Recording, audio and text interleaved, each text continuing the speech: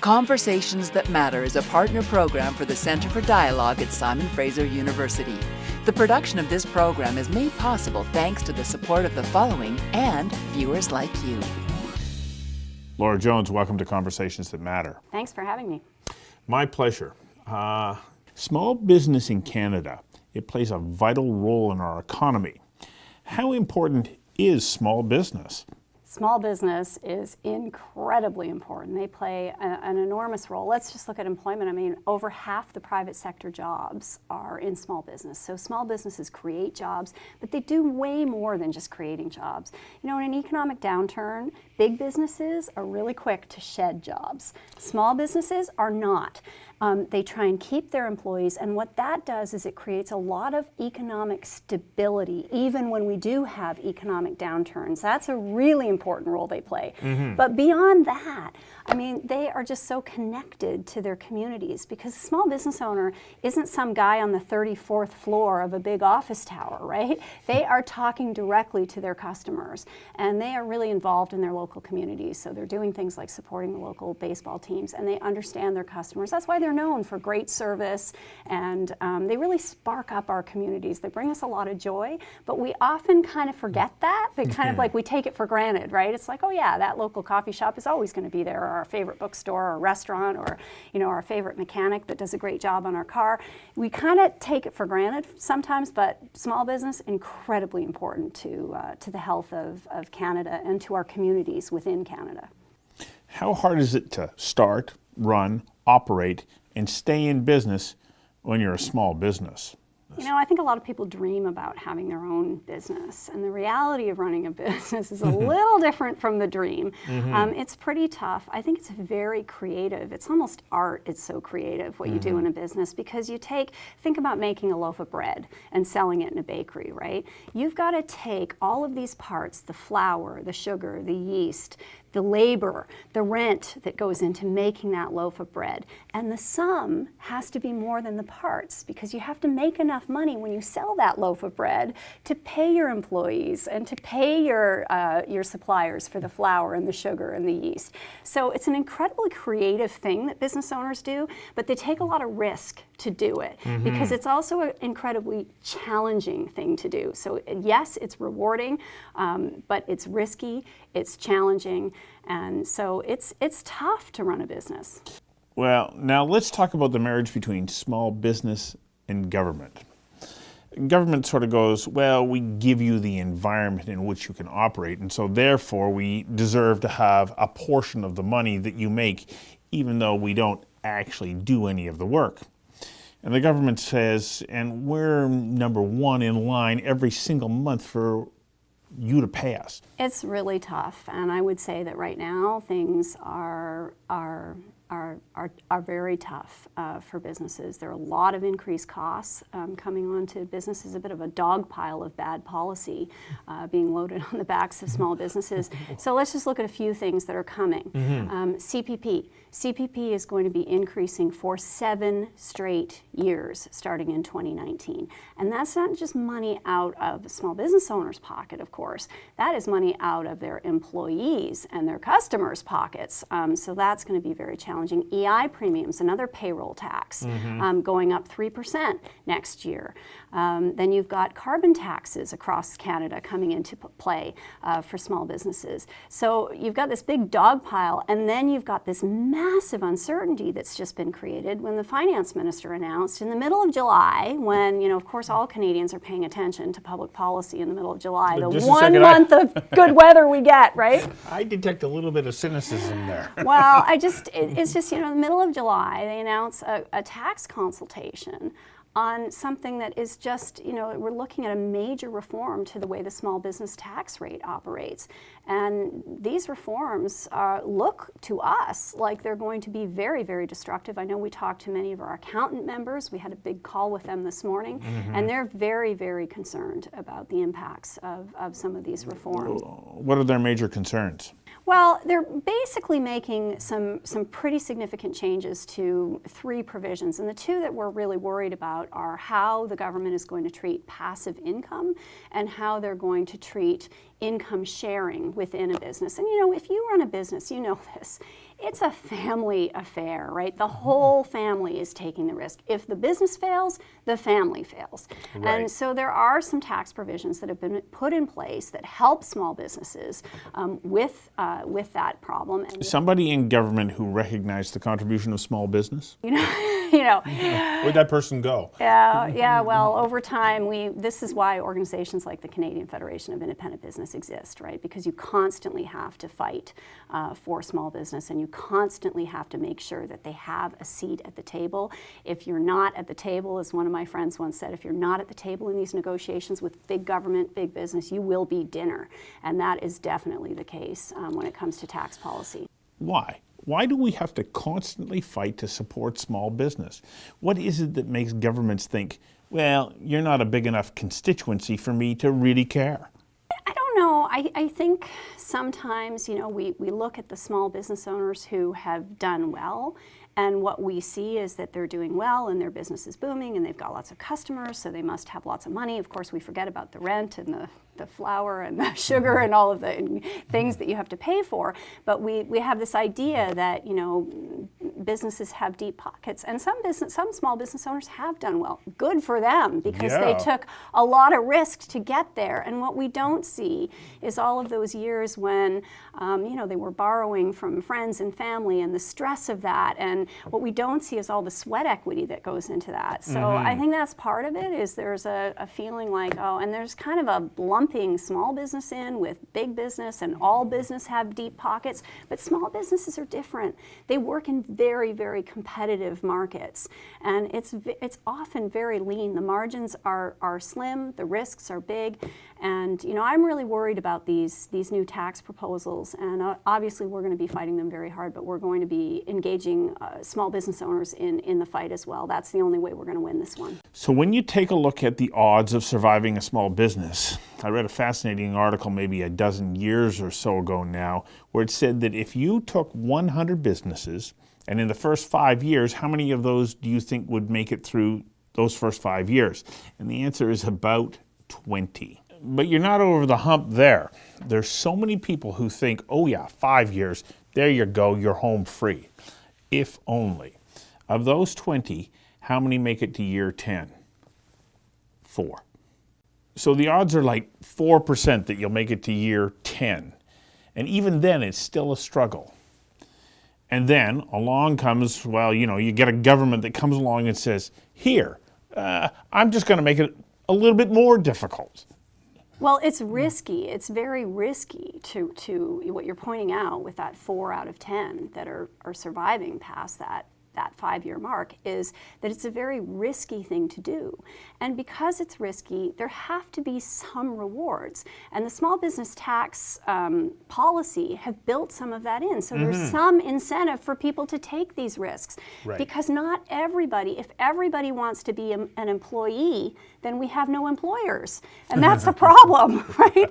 So we need to have some people who are willing to take those risks. And we have to be very careful about what we do in tax policy and regulatory policy in particular, about not making it so unattractive. One of the accountants we talked to this morning about this said he said, look, if these proposed tax changes go through, I'm going to be recommending to my clients that they don't do it, that they don't go into business. That's pretty scary. Yes, it is. And what does it say to somebody who is in a small business and hits that point where there's a little bit of a downturn? You touched on that point earlier when you said when there's a downturn in the economy, larger businesses shed employees. And they seem to do it with, little regard. As small businesses go well, you say, hang on a second, I know you, I know your family, we're in this together. I'm going to figure out some way to get through this with you. I'll borrow against my house. I'll take a pay cut. I'll not take my paycheck. There's all sorts of things that you try and do to preserve and keep what's going on. Absolutely. Talent base and so on. Is the message now that's coming, don't bother doing that because nobody else is looking out for you, so why should you look after anybody else? And doesn't that... sounds like I'm on my own soapbox here, but I find that it's so much a part of the Canadian economy, and yet it's so difficult to do. I find it extremely ironic that that politicians are giving so much lip service to improving the lot of the middle class. Small business is the middle class. Right. There is no better representation of the middle class than Main Street. And so that was a big election platform in the we last are, federal on the election. one hand, saying, we need to help the middle class. And on the other hand, we are loading all kinds of additional costs and uncertainty onto the middle class. We are increasing their payroll taxes. We are increasing carbon taxes. We are looking at massive changes that will make running a business more difficult. And businesses, they don't have gold-plated pensions at the end of the day, right? They rely on their businesses for things like retirement. And so some of the changes that they're looking at with respect to kind of income that you keep in the business, and they call it passive income. It's quite technical, some of the changes they're looking at. But business owners use that for insurance, for emergencies, for big purchases that they need to make. And changing these rules is not going to be a good thing. It looks like it's going to be a very bad thing. And I think it's extremely problematic that the consultation period for this is so short. Essentially, they're looking at ending the consultation at the beginning of October. Well, by the time people have paid attention to it and gotten back to it from their summer break, if they're lucky if they get one if they're in a small business, but still, hopefully they get a little bit of a break, right? That's about a month. And a month for these kind of massive changes, and this is the same thing, by the way, that we did with CPP. There was no real consultation with the people who are going to be affected, the business owners, and also, by the way, Canadians. I don't think Canadians really have a clue what's happening in 2019 with their CPP. And these are big policy changes. What is happening with CPP? And then let's go back to the tax. But what's happening in 2019 with CPP, for those who don't know? CPP premiums are starting to go up, and they're going to go up for 7 years, starting in 2019, increases every year to your CPP. And that affects all of us. That affects all of us who are working, right? That affects all of us. And the amounts are not small. It depends on how much money you make and everything else, but we're talking about hundreds and hundreds of dollars out of your paycheck every year. And a lot of Canadians don't have a clue that this is coming. And for a small business owner with 4 or 5 employees, these costs are not in the hundreds, these costs are in the thousands of dollars. And thousands of dollars, those are big numbers for small businesses. So now let's take a look at some of the specifics that we know right at the moment about this. Let's slide it in through July tax changes. First of all, there's income sharing. And why is that important to a small business? Well, this is important to a small business because then if your husband or your wife works in the business, you can share that income, and that reduces your tax load a little bit. And of course, again, as I said, running a small business, it's a family affair. If you've got a small business in the family, you know that everyone's involved in the small business. And so this was set up in order to recognize that reality and make things a little bit easier. And so that's one we're worried about. And that's a big part of it. And yet, when you hear the finance minister talk about it, he talks about the fact that we're trying to get, to catch those people who are cheating on that. Well, this is really insulting. Actually, we've heard from a lot of small businesses that they are very insulted by the tone that the government is taking around these consultations, that the tone is kind of using this kind of language as if people are trying to cheat taxes. These are rules that were set up for a good reason. And they're also talking about things like, well, the professionals, it's the doctors and the lawyers. I think we have to be really careful with this too, right? First of all, yes, doctors often earn good salaries. Pretty good salary. Yeah, but they invest a lot of time and effort to get where they are. And the other reality is, again, talking to a group of accountants this morning, fascinating, one of them talking about he already knows a radiologist who's moving to the States because of the fear of what these tax changes might do. The tax changes haven't even come into effect, but he's worried about it and what it will do to his income. The other thing is that a lot of provincial governments who negotiate with doctors, this was set up so that we could keep some of those wage adjustments in check. So this is going to have big consequences. You know, we have to really think it through. It's crazy to be proceeding with this at light speed. There is a doctor shortage, and this can exacerbate that. I know that an orthopedic surgeon, for instance, they go to school for about 13 years before they really become A lot of dough. wage earners. And yet, then they enter the workforce. They have to set up an office. They have to get a medical assistant. They have to buy equipment. They have to get operating room privileges and all those sorts of things. And they're getting maybe 1, 2, 3 days a month that they can operate. They're going, I'm already handcuffed by this same system.